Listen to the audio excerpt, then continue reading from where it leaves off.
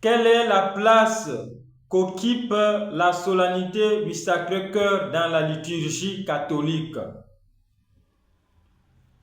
Le Sacré-Cœur de Jésus dans la liturgie catholique date. Cette solennité est fixée au vendredi qui suit le deuxième dimanche après la Pentecôte, c'est-à-dire 19 jours après le dimanche de la Pentecôte, juste après la solennité de la fête Dieu, le Saint-Sacrement du corps et du sang de notre Seigneur et Sauveur Jésus-Christ. Les textes liturgiques de cette solennité mettent l'accent sur la douceur du Christ, l'humilité du Christ et le pardon du Christ. Chers frères et sœurs, dans la théologie catholique, la solennité du Sacré-Cœur célèbre l'amour inconditionnel et la miséricorde de Dieu manifestée à travers l'humanité, manifestée dans l'humanité de Jésus-Christ. Le cœur transpercé de Jésus est le symbole visible de son amour rédempteur et de l'union parfaite entre la nature divine et la nature humaine. Les fondements bibliques de cette solennité. La théologie du Sacré-Cœur s'enracine, chers frères et sœurs, dans les Écritures, particulièrement dans l'évangile de Jésus-Christ selon Saint Jean, lors de la crucifixion. Les côtés ouverts de Jésus.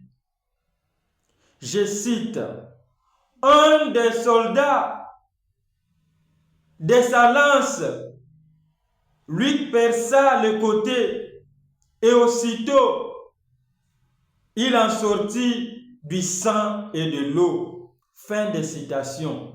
Jean chapitre 19, verset 34. Il s'agit ici d'un mal nécessaire. Les soldats venaient pour lui briser les jambes, pour lui briser les os. Mais parce que les Écritures devraient s'accomplir, on ne devrait pas lui briser les os, les jambes. Je cite, aucun de ses os ne sera brisé. Psaume 34, verset 20, Exode chapitre 12, verset 46, Zacharie chapitre 12, verset 10. Il fallait que les Écritures s'accomplissent de cette manière-là pour que Jésus soit réellement le Messie. On ne devrait pas lui briser les jambes, mais lui percer le côté pour que l'eau jaillisse, pour que le sang coule de son côté. La structure du Fils de l'homme ne peut être atteinte. Ce passage est interprété par les pères de l'Église comme la naissance des sacrements de l'Eucharistie et du baptême. Et l'Église elle-même, jaillissant du cœur du Christ. Le cœur comme centre intérieur. Dans la Bible, chers frères et sœurs, le cœur désigne l'intériorité, les sentiments, la volonté et l'engagement total. Le cœur de Jésus-Christ révèle l'amour oblatif, les dons de soi jusqu'à la mort sur la croix.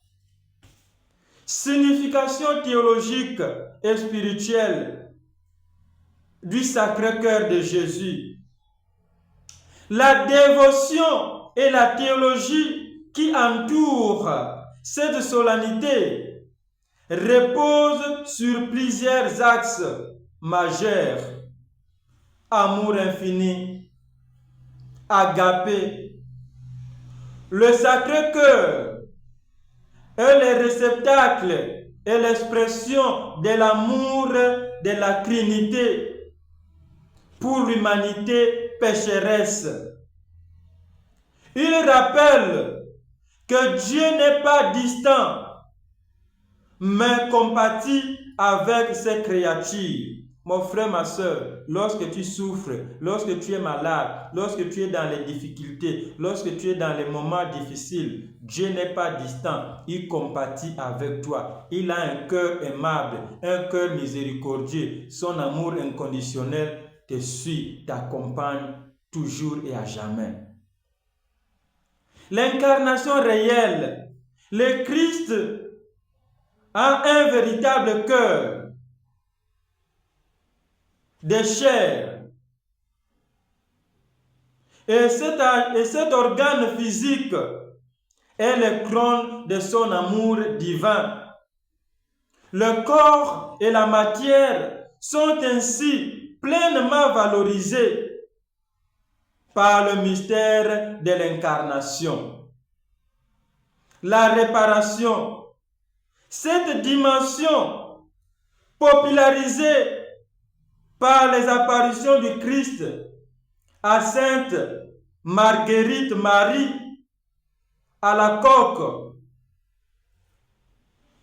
au XVIIe siècle, invite les fidèles à offrir des prières et des sacrifices en réponse aux offenses, à l'ingratitude et au rejet de l'amour divin par le monde. Lelo tozali kosepela motema mosantu ya Yesu, liziba ya bomoi, liziba ya bolingo. Mitema na biso ezala lokola mitema ya Yesu, motema mwa Yesu Kristo. Motema ezali kolimbisa, motema ya boboto, motema ya bolamu, motema oyo yebi kokaba. Que Dieu bénisse sa parole. Amen. Au nom du Père et du Fils et du Saint-Esprit. Amen.